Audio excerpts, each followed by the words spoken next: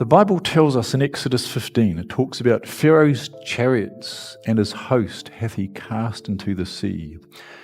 Well, if there were chariots found in the Red Sea, it would probably have something to do with the crossing of the sea. They spent $10 million to hide this from you. What they found at the bottom of the Red Sea will make your blood run cold. An entire ancient army, perfectly preserved, chariots, bones, gold. The evidence was undeniable. But here's what they don't want you to know. When experts saw the footage, they went completely silent. Then something terrifying happened. Being held up. Sure. And then wouldn't your heart be beating 1,000 beats a minute? Because it's a half-mile high on each side of you, and you've already felt the rumble of 600 advancing chariots, and you're scared. And then God in his mercy allows the cloud to, it says it moved from in front of them. The artifacts started vanishing. Someone is erasing the proof before you can see it. This discovery could rewrite everything we know about history, but powerful forces are racing to bury it forever. What are they hiding? The idea that ancient chariot remains might exist at the bottom of the Red Sea has circulated in certain archaeological circles for decades. Most mainstream scholars have dismissed these claims as pseudo-archaeology, the product of enthusiastic amateurs misidentifying natural rock formations or letting religious conviction cloud their judgment. But in late 2024, a privately funded expedition returned from the Gulf of Aqaba with documentation that has reignited this controversial debate in unexpected ways. The expedition itself was unusual from the start. Unlike typical academic research projects that operate with university oversight and published methodologies, this mission was funded by private backers whose identities have not been publicly disclosed. The reported budget exceeded $10 million, a substantial sum that allowed the team to assemble equipment and expertise normally beyond the reach of independent researchers. The group included experienced deep-sea divers, several with military backgrounds, along with underwater archaeologists and technical specialists operating advanced sonar and imaging systems. Their target was a specific section of the Gulf of Aqaba, and the narrow body of water that separates the Sinai Peninsula from Saudi Arabia. This location has been the focus of speculation since the 1970s, when an amateur researcher first claimed to have found coral-encrusted chariot wheels on the seafloor. Those initial claims were widely criticized and never accepted by mainstream archaeology. The 2024 team, however, approached the site with technology that simply didn't exist 4 decades ago. According to documentation that has circulated among researchers, the expedition utilized military-grade side-scan sonar capable of mapping the sea floor in remarkable detail. They deployed remotely operated vehicles fitted with high-definition cameras designed to function in the crushing darkness hundreds of feet below the surface. Magnetometers capable of detecting metal beneath layers of sediment and coral were also part of their technical arsenal. This wasn't a weekend diving trip. This was a thoroughly planned operation targeting a very specific mystery.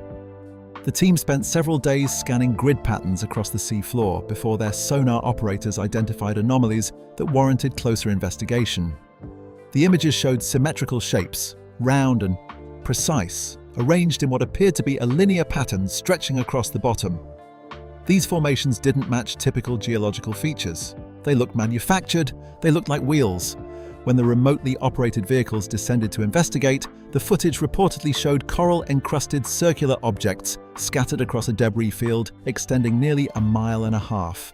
The team documented what they identified as spoked wheels, some with 4 spokes, others with 6, and still others with 8. This variation is significant because it corresponds to different chariot designs used by ancient Egyptian military forces during what historians call the New Kingdom period, roughly 1550 to 1070 BCE.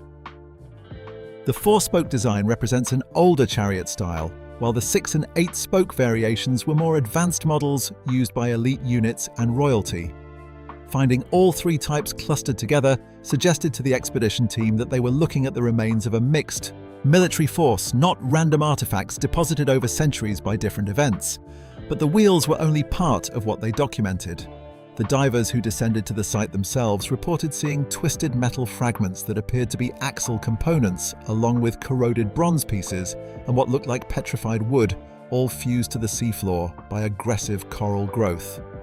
Mixed among these artifacts were bones. Some were clearly animal remains, specifically what appeared to be horse skeletons positioned as if the animals had been harnessed when they died. Other bone fragments were identified as human, including spinal columns, pelvic bones, and skull fragments.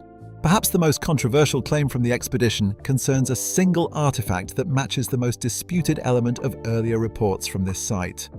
One of the divers reportedly observed a faint metallic gleam beneath a coral formation, a dull golden color, unlike the oxidized bronze and corroded iron found elsewhere in the debris field.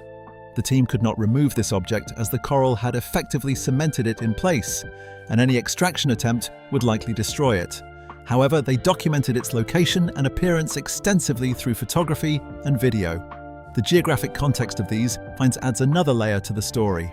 The Gulf of Aqaba is exceptionally deep throughout most of its length, with underwater canyons plunging more than 5,000 feet in many areas. Crossing such depths would be impossible for any ancient group. However, precisely where this debris field was located, there exists an underwater plateau, a raised section of seafloor that extends roughly 10 miles from the Egyptian coast to the Saudi Arabian side. This formation is several miles wide and reaches depths of around 900 feet at its deepest point, relatively shallow compared to the mile-deep chasms on either side.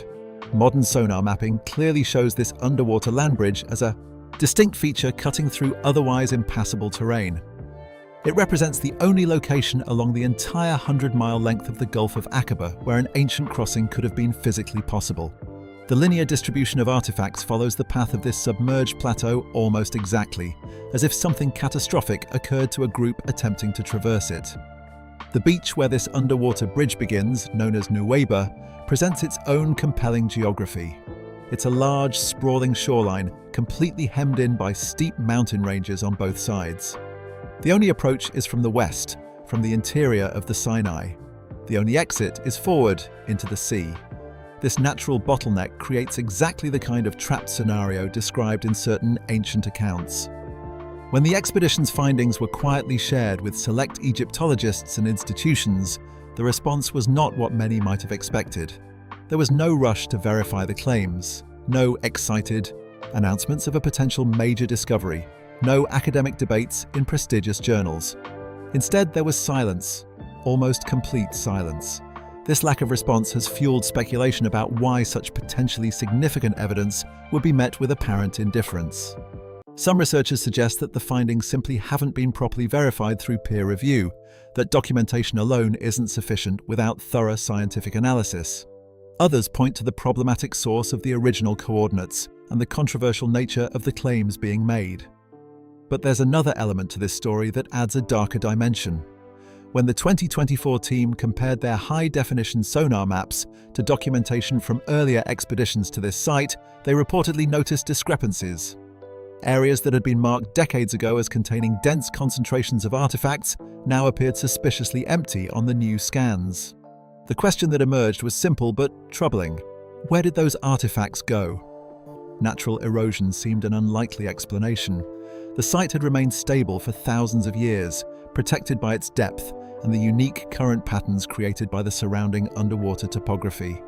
What the team reported seeing instead were linear marks in the sediment, patterns that resembled drag scars, the kind of traces that might be left if heavy objects had been deliberately pulled away. Whether these observations represent evidence of systematic removal or simply misinterpretation of natural seafloor features remains an open question. But the suggestion that material evidence might be vanishing from the site before it can be properly studied has added urgency to calls for transparent, official investigation of this location. The story that has emerged from the 2024 expedition presents a puzzle. There is documentation of what appears to be a significant underwater debris field. There is correspondence between artifact types and known ancient Egyptian military equipment. There is a geographic feature that makes an otherwise impossible crossing theoretically feasible, and there is a conspicuous silence from the academic establishment most qualified to evaluate these claims. What remains unclear is whether this silence represents healthy scientific skepticism, institutional resistance to controversial findings, or something else entirely. The technical specifications of the 2024 expedition reveal just how far removed this operation was from typical amateur archaeology.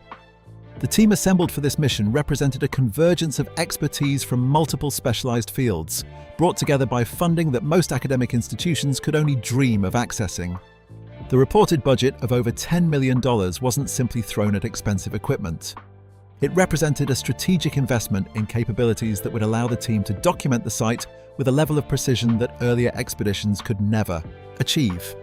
The diving team included individuals with backgrounds in military underwater operations, people who had spent years working in hostile environments where precision and discipline meant the difference between success and catastrophe. These weren't weekend recreational divers. They were professionals accustomed to operating in conditions that would overwhelm most civilian divers. The depth alone, hovering around 900 feet at certain points, presented challenges that required specialized training and equipment. At those depths, nitrogen narcosis becomes a serious risk. Visibility can drop to near zero, and even small mistakes can prove fatal. Working alongside the divers were underwater archaeologists who had grown increasingly frustrated with what they saw as political interference in their field. Several members of the team had previously worked on projects where findings were suppressed or downplayed because they contradicted established narratives. They brought not just technical skill, but a stated commitment to documenting whatever they found, regardless of how it might be received by mainstream academia. The engineering component of the expedition was perhaps the most impressive. The side-scan sonar system they deployed was sophisticated enough to create three-dimensional maps of the sea floor, revealing features and anomalies that would be invisible to the human eye, even in perfect visibility. This technology works by sending sound pulses into the water and measuring how they bounce back from the bottom. Different materials, different shapes, different densities, all produce distinct signatures. A trained operator can distinguish between natural rock formations and manufactured objects, between random debris and deliberately arranged structures. The remotely operated vehicles, or ROVs, were fitted with camera systems capable of capturing high-definition footage in complete darkness. These machines could descend to depths where human divers simply cannot go or cannot safely remain for more than brief periods. They could hover stationary for hours, methodically documenting every angle of an artifact, while the operators above controlled them like surgeons wielding precision instruments. Some of these ROVs were also equipped with mechanical arms capable of gentle manipulation, allowing the team to carefully brush away sediment or reposition objects for better documentation without bringing them to the surface. The magnetometers added another crucial capability. These instruments detect variations in magnetic fields caused by ferrous metals buried beneath sand or encased in coral. Ancient bronze and iron artifacts, even heavily corroded, still produce detectable signatures. By slowly sweeping these sensors across the debris field, the team could identify potential artifact locations, even when nothing was visible to cameras or sonar. Their search began with systematic grid patterns across the target area in the Gulf of Aqaba. For days, the sonar pulses swept back and forth, building a comprehensive map of the seafloor topology. The operators were looking for specific anomalies, shapes that didn't fit the random patterns of natural geology. When they finally identified the first suspicious formations, the atmosphere aboard the expedition vessel reportedly changed. These weren't subtle irregularities. They were distinct, symmetrical objects arranged in a clear linear progression across the bottom. The decision was made to deploy an ROV for closer investigation. As the vehicle descended through the water column, its lights cutting through the increasing darkness, the team monitored the live feed with growing anticipation. The seafloor at this location is covered in a mixture of sand and silt, punctuated by coral formations that have been growing for millennia. At first, the ROV cameras showed exactly what you would expect: sediment, stone, the occasional fish darting through the frame. Then something emerged from the murk that didn't belong. A perfectly circular shape, completely encrusted in coral growth, sitting on the seafloor like a sculpture. The operators maneuvered the ROV closer, the high-definition cameras capturing every detail of the object's surface. The coral had grown over it so thoroughly that the underlying structure was barely visible, but the shape was unmistakable. It was a wheel, an ancient spoked chariot wheel. As the ROV continued its survey, more wheels came into view. They were scattered across the sea floor, some partially buried in sediment, others standing almost upright as if frozen in the moment they had settled to the bottom. The debris field extended much farther than the initial sonar scan had suggested. It stretched for nearly 1.5 miles, a vast graveyard of artifacts spread across the underwater plateau. The variety in wheel designs became apparent as more were documented. Some showed 4 spokes radiating from a central hub. Others had 6 spokes, and still others 8. This wasn't random variation. These specific spoke patterns correspond to documented chariot designs from ancient Egypt. Historical records and archaeological evidence from Egyptian tombs and temples show that chariot technology evolved over centuries. The 4-spoke design was an earlier model, lighter but less stable. The 6-spoke and 8-spoke versions represented technological improvements, creating stronger, more maneuverable platforms that could carry heavier warriors and withstand the brutal stresses of battlefield use. The 8-spoke chariots in particular were associated with elite forces and royalty. They were expensive to manufacture, requiring skilled craftsmen and quality materials. Finding them mixed together with older 4-spoke models suggested that this wasn't a routine military patrol. This appeared to be a major force, possibly including elements from different units or time periods all deployed together for a single significant operation. But the wheels were just the beginning of what the team documented. Scattered among them were fragments of twisted metal, corroded beyond easy identification, but with shapes suggesting axle components and connector pieces. There were chunks of what appeared to be bronze, the metal heavily oxidized but still retaining enough structural integrity to suggest it had once been part of larger manufactured objects. Mixed with the metal were pieces of petrified wood, organic material that had mineralized over thousands of years but still retained the grain patterns and shapes of worked timber. The coral growth over everything added both a preservation effect and a challenge. Coral acts like natural concrete, growing over hard surfaces and eventually encasing them completely. Over thousands of years, organic materials like wood and leather rot away, but the coral maintains the shape they once occupied. What the divers were finding weren't just wheels and metal fragments. They were finding wheel-shaped coral fossils, perfect molds of objects that had long since disintegrated. Then there were the bones. Mixed throughout the debris field, tangled among the chariot parts, were skeletal remains. Some were clearly animal bones, and the size and structure identified them as horse skeletons. What made these findings particularly striking was their positioning. The bones weren't randomly scattered as you might expect from natural decay and ocean currents. They were arranged in patterns suggesting the animals had been harnessed when they died. Skulls were found near what appeared to be chariot fronts. Leg bones were positioned as if the animals had been in stride. The preservation of these spatial relationships over thousands of years seemed almost impossible. Yet there they were, documented in hours of high-definition video. The human remains were more fragmentary but no less significant. Spinal columns, pelvic bones, ribs, and skull fragments were identified throughout the site. Some appeared to be trapped beneath coral-encrusted metal objects. Others were found in small clusters, as if multiple individuals had been close together when whatever catastrophe occurred actually happened. The chaotic distribution of these remains spoke to sudden, violent death rather than gradual accumulation over time. One particular moment during the expedition has been described by team members as both thrilling and unsettling. A diver was sweeping a high-powered underwater light across a large coral mound when something caught the beam and reflected it back. It was just a faint glimmer, barely visible through the encrustation, but it had an unmistakable quality. It looked like gold. Gold doesn't corrode like iron or bronze. It doesn't tarnish like silver. Even after thousands of years underwater, gold retains its characteristic color and luster. What the diver had found, according to the expedition's reports, was a chariot wheel unlike any of the others. Partially visible, beneath the coral growth was what appeared to be gold plating. Not solid gold, which would have been impossibly heavy and impractical for a functional vehicle, but a thin layer of gold leaf applied to a wooden or bronze base. This matches historical records of how elite Egyptian chariots were decorated.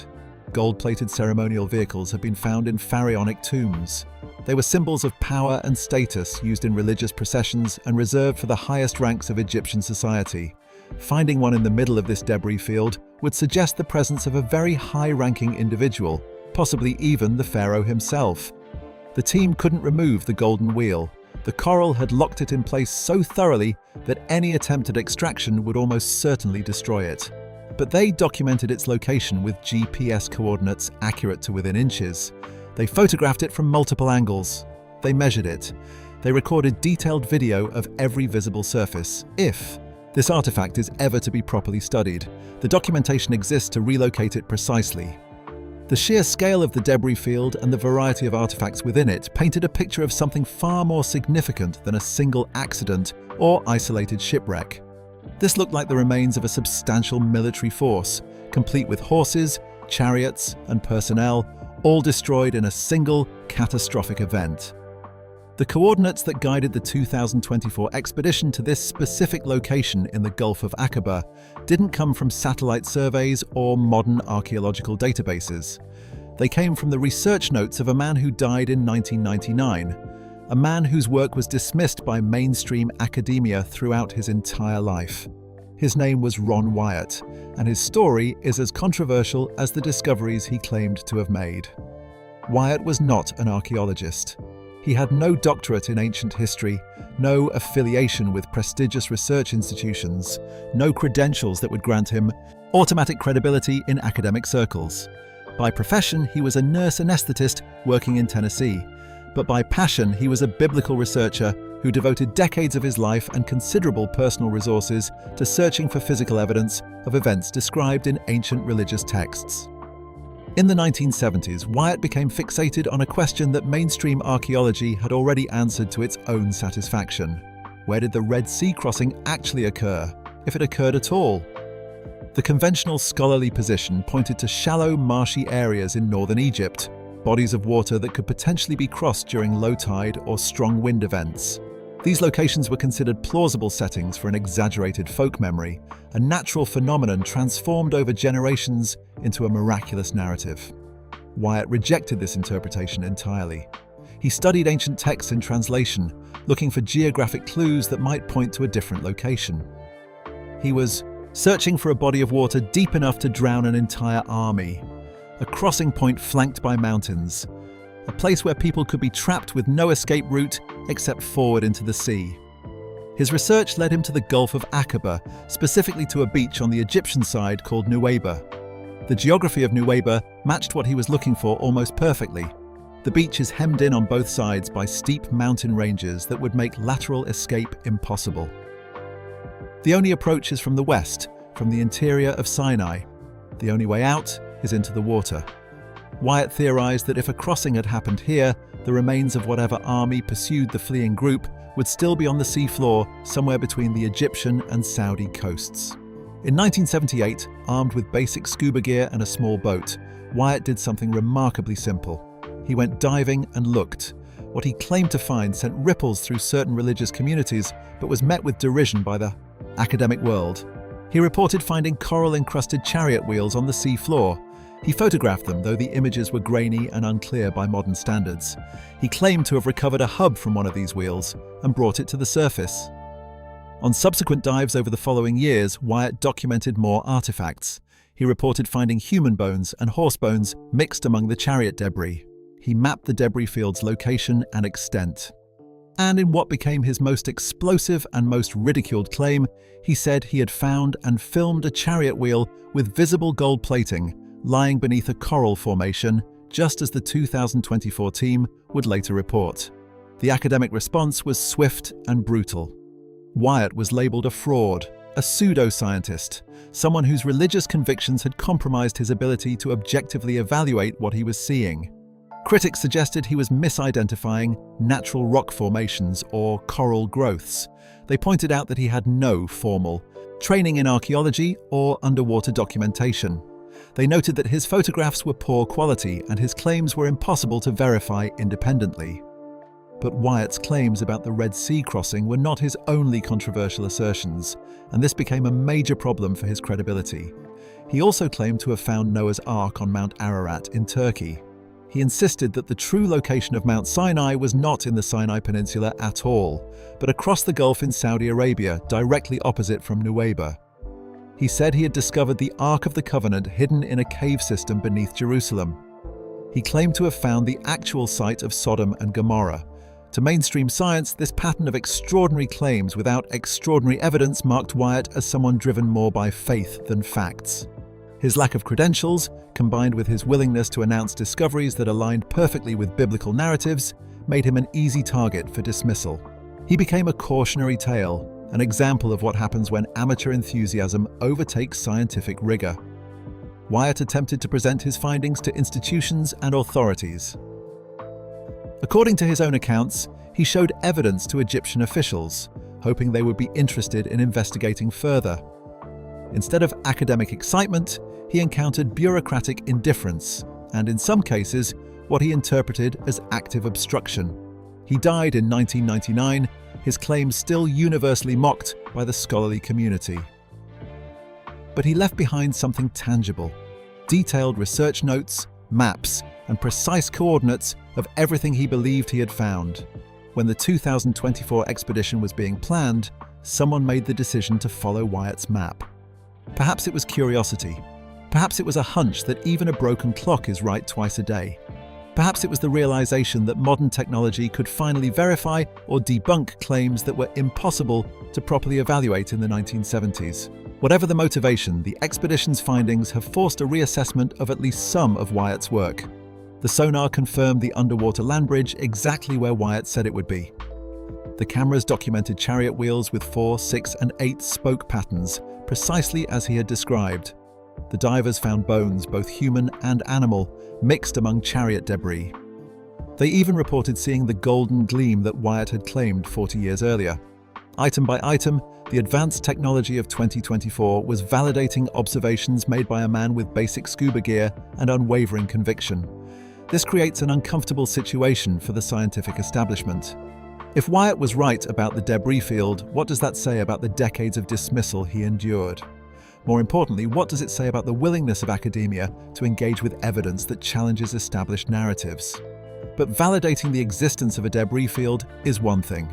Explaining how it got, there is another question entirely. Even if we accept that there are hundreds of chariot wheels and associated artifacts on the seafloor of the Gulf of Aqaba, we still need a mechanism that explains their presence.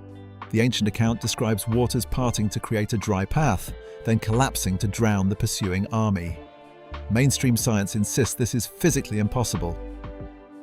So what actually happened? One theory points to a volcanic eruption. Around 1600 BCE, give or take a century depending on which dating method you trust, a catastrophic eruption occurred on the Greek island of Pharaoh, known today as Santorini. This wasn't just any volcanic event. It was one of the largest eruptions in human history, an explosion so massive it literally destroyed the island and may have contributed to the collapse of the Minoan civilization. An eruption of this magnitude would have generated enormous tsunamis that radiated across the Mediterranean and into connected bodies of water. What many people don't understand about tsunamis is the drawback effect that precedes the wave. Before the wall of water arrives, the sea recedes dramatically. The water is pulled back, sometimes for miles, exposing vast stretches of sea floor. To anyone who had never witnessed this phenomenon, it would appear as if the sea itself was splitting open. The theory suggests that the Thera eruption triggered this drawback effect in the Red Sea. The fleeing group, trapped at Nuweiba with mountains blocking any other escape route, suddenly saw the waters pull back, exposing the underwater land bridge. To them, it would have appeared as a divine miracle, a pathway opening through impossible terrain. They ran across the exposed seafloor. The pursuing army, seeing their quarry escaping, charged after them with chariots and horses. But the drawback is only temporary. It's the precursor to the tsunami wave returning. Just as the Egyptian force reached the middle of the exposed bridge, weighed down by heavy chariots and armor, the tsunami would have struck. A massive wall of water roaring back into the Gulf with devastating force, annihilating everything in its path in seconds. The timing would have been catastrophic. The parting, the crossing, the sudden violent return of water. It aligns with the ancient description in disturbing detail. The depth of the underwater bridge, around 900 feet, would explain why the artifacts remained largely undisturbed for millennia. They were too deep for casual ship traffic, too deep for storms to scatter them, protected by the unique current patterns created by the mile-deep canyons on either side. The warm, clear water provided ideal conditions for coral growth, which gradually encased the debris, preserving its position and shape. Other researchers have proposed more speculative explanations. Some suggest that what the fleeing group carried with them was not merely a religious artifact, but some form of advanced technology, an object of power, that had been taken from Egypt. In this interpretation, the pursuit wasn't about recapturing escaped workers, it was about recovering something of immense value or capability. According to these theories, when the group was trapped at the sea with the army closing in, this device was activated, creating the dry passage through some unknown physical mechanism. Once the Egyptian forces were committed to the crossing, the device was deactivated and the waters collapsed. This would explain why a pharaoh would risk his entire elite military force in such a reckless charge. He wasn't merely pursuing people, he was pursuing something irreplaceable. These technological theories remain highly speculative and lack supporting evidence. They venture into territory that mainstream science considers pseudo-archaeology. But they persist in certain circles precisely because the conventional explanations either dismiss the entire event as myth or struggle to account for the physical evidence that appears to exist on the seafloor. Whatever mechanism one prefers, whether natural tsunami, unknown technology, or divine intervention, the debris field itself demands explanation. Something catastrophic occurred in that narrow corridor of water. Something sudden and violent that killed hundreds, possibly thousands in a single moment, and left their remains to be slowly buried and fossilized over 3.5 millennia. The evidence, if authentic, points to an event of extraordinary scope and devastating consequences. The response from the academic community to the 2024 expedition's findings has been notable primarily for its absence. When documentation was quietly shared with selected Egyptologists and research institutions, there was no rush to verify the claims, no excited announcements of a potential breakthrough, no urgent calls for follow-up expeditions. Instead, there has been what researchers describe as a wall of silence, an almost complete lack of public engagement with the evidence. This silence is puzzling given the potential significance of what has been documented. If even a fraction of the expedition's claims are accurate, this would represent one of the most important underwater archaeological discoveries in decades. Yet the institutions best equipped to evaluate and contextualize these findings have offered virtually no public comment. Understanding why requires looking at the established academic position on the event in question. For more than a century, the consensus among secular Egyptologists has been clear and emphatic. The mass exodus described in ancient texts, at least on the scale those texts claim, did not happen as a historical event. This isn't a fringe position or a controversial minority view. This is the foundation upon which modern Egyptology has been built. It's taught in every major university. It appears in every authoritative textbook. It forms the basis of how scholars understand the timeline and power dynamics of ancient Egypt during the New Kingdom period. The scholarly reasoning behind this position is substantial. Archaeologists point out that despite extensive excavation and survey work in the Sinai Peninsula, there is no physical evidence of a large population wandering the desert for an extended period. Where are the campsites that would have been left behind? Where are the mass burial sites that would inevitably result from a population that size over that length of time? Where is the pottery, the tools, the everyday debris of human habitation that archaeologists rely on to reconstruct ancient life? The evidence from Egypt itself presents similar problems for the traditional narrative. There is no mention in any surviving Egyptian record of their military forces being destroyed in a single catastrophic event. No hieroglyphs describe the loss of the army. No papyrus documents reference such a disaster. This is particularly striking because ancient Egyptians were meticulous record keepers who documented military campaigns, significant events, and the reigns of pharaohs in considerable detail. The complete absence of any reference to this supposed catastrophe is, to scholars, strong evidence that it never occurred on the scale claimed. The entire framework of modern Egyptology, its carefully constructed chronologies, its understanding of which pharaohs ruled when, and its analysis of Egypt's military capabilities and political power during the New Kingdom is built on a foundation that does not include this event. The academic edifice cannot accommodate it without requiring massive restructuring of established knowledge. Now, a team of divers, following coordinates left by a man every serious scholar had dismissed as a fraud, claims to have found a massive underwater debris field that matches the ancient account with uncomfortable precision.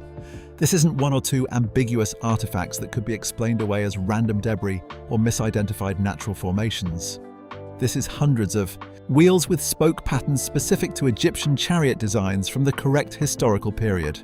These are bones, both human and animal, positioned in ways suggesting catastrophic sudden death. This is all found at the exact location where geographic analysis suggests a crossing might have been physically possible. If this site is authentic, the implications for academic careers and institutional reputations are severe. A professor who has built a 30-year career on the position that this event is mythological cannot simply reverse course without professional consequences. Their published work would need to be reconsidered or retracted. Every student they mentored would have been taught something fundamentally incorrect. The research grants they received, the peer-reviewed articles they published, the books they wrote, all would be called into question. The institutional pressure to maintain the established position is enormous. Academia operates on reputation and consensus. A scholar who breaks ranks to support controversial claims, especially claims associated with religious narratives, risks being labeled as someone who has compromised their scientific objectivity. They risk losing research funding, tenure protection, and professional respect. In this environment, silence becomes the safest option, even in the face of potentially significant evidence. But there's another dimension to this silence that goes beyond academic self-preservation. The discovery, if verified beyond reasonable doubt, would provide physical evidence for an event described in texts sacred to Judaism, Christianity, and Islam. In a world already fragmented by religious and political tensions, the implications of archaeological proof for such an event are difficult to overstate. It would elevate one religious tradition with concrete evidence above others. It would validate claims that billions of people hold sacred while challenging the beliefs of billions of others. The ramifications would extend far beyond archaeology into geopolitics, interfaith relations, and cultural identity. This isn't just an academic question about ancient history. This touches on issues of profound contemporary significance. Perhaps more disturbing than the silence is the suggestion that physical evidence from the site may be disappearing. The golden chariot wheel that Ron Wyatt claimed to have found in the late 1970s presents a particularly troubling case study. According to Wyatt's account, he located a 4-spoke wheel with visible gold plating, the kind of ceremonial vehicle that would have belonged to Egyptian royalty. He documented it, photographed it, and then, believing he was following proper protocol, reported its existence to Egyptian authorities. What happened next has never been satisfactorily explained. The wheel vanished. There are no official photographs in any museum archive. There is no government record acknowledging its recovery or examination. There is no statement from Egyptian authorities about what became of this artifact. The single most important piece of physical evidence that could have validated Wyatt's claims simply ceased to exist the moment it left his possession. Skeptics point to this disappearance as proof that the wheel never existed, that Wyatt fabricated the entire story. But there's an alternative interpretation that's considerably more unsettling. What if the wheel was real and was confiscated precisely because of what it proved? What if it now sits in some private collection or government storage facility where it will never be subjected to independent scientific analysis? The 2024 expedition added another layer to this mystery of disappearing evidence. Their advanced sonar systems created detailed maps of the debris field, and when they compared these new scans to the documentation Wyatt had created 40 years earlier, they noticed significant discrepancies. Areas that Wyatt had marked as containing dense concentrations of artifacts appeared suspiciously empty on the modern scans. Natural erosion cannot adequately explain these gaps. The site has remained stable for thousands of years, protected by its depth and the current patterns created by the surrounding underwater canyons. What the team reported observing instead were drag marks on the seafloor, linear scars in the sediment that looked exactly like what would result if heavy objects had been hooked and pulled away. This doesn't look like random scattering from ocean currents or gradual deterioration from time. This looks deliberate. This looks like a systematic removal operation conducted over decades by someone with the resources, technical capability, and motivation to erase inconvenient evidence before it can be properly studied and verified. If these observations are accurate, they raise profound questions about who controls access to historical evidence and who decides what the public is allowed to know. The expedition team has documentation, photographs, video footage, and precise coordinates. The technology exists to mount an official, transparent investigation of this site. The question is whether such an investigation will ever be permitted to occur. The silence from experts, the missing artifacts, the apparent removal of evidence from the seafloor all point to something beyond simple academic disagreement. Whether this represents institutional resistance to paradigm-shifting discoveries, geopolitical sensitivity about religious claims, or active suppression of evidence remains unclear.